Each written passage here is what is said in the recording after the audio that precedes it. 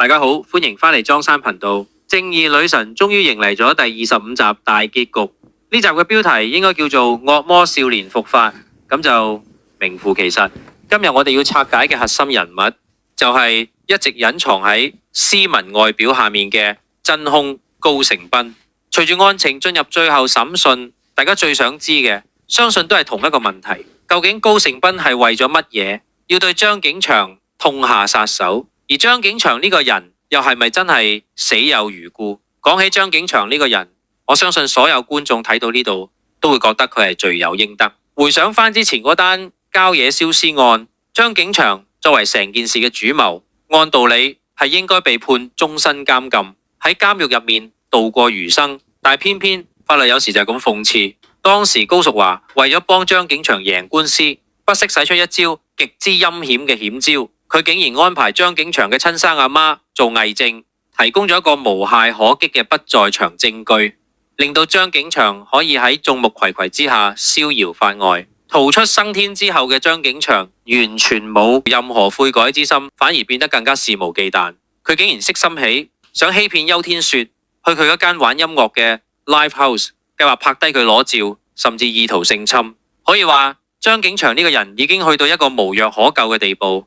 但係真正令佢招嚟殺身之禍嘅，竟然係因為佢嗰把唔識收斂嘅口賤。張景祥喺網上面留低咗一段極具侮辱性嘅言論，佢完全無視高淑華對佢嘅救命之恩，反而冷嘲熱諷，話高淑華只係佢老豆養嘅一條狗，話只要佢老豆肯俾錢，要高大壯幫佢拉鞋底都得。呢番話對於其他人嚟講可能只係一段廢話，但係對於高成斌嚟講，呢個絕對係觸動咗佢最敏感、最唔可以退讓嘅神經。高成斌呢個人雖然心狠手辣，但佢內心深處有一種近乎病態嘅維護心理。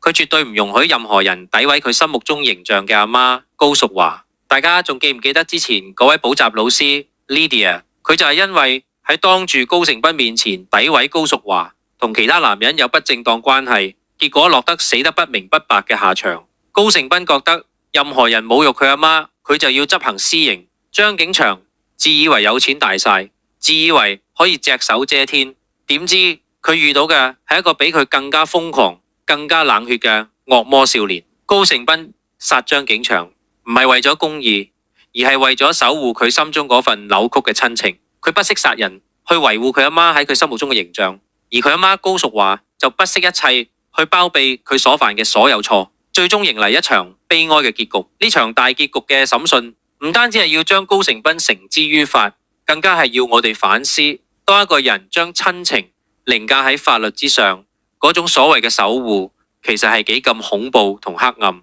當阿媽不惜一切去包庇個仔所犯嘅錯，只會令個仔越走越遠，恨錯難返，最後悲劇收場。